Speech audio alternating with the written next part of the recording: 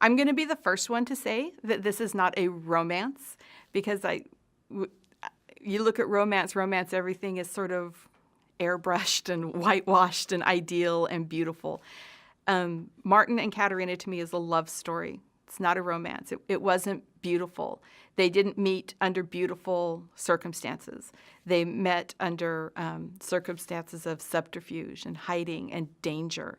They didn't just finish each other's sentences and walk along the ponds together. They didn't court and grow a relationship. It was very much a practical solution.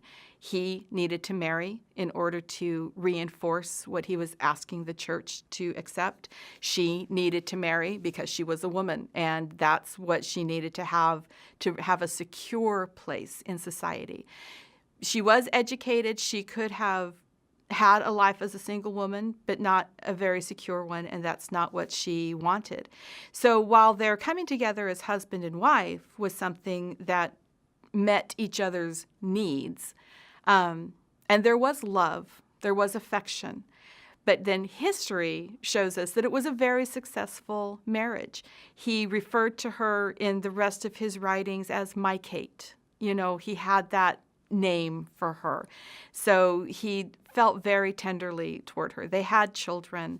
They had a home that she kept so that he could continue on with his work. She was very supportive, but not a romance. It's love, and love has deeper roots than romance does.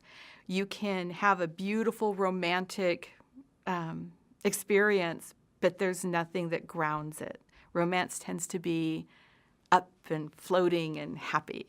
And I guess I didn't write up and floating and happy. I like real. I like things that we can all relate to.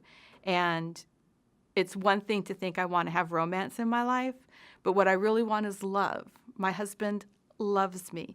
And when that is grounded, then romance can come from that. And if we do it the opposite way, it doesn't always work.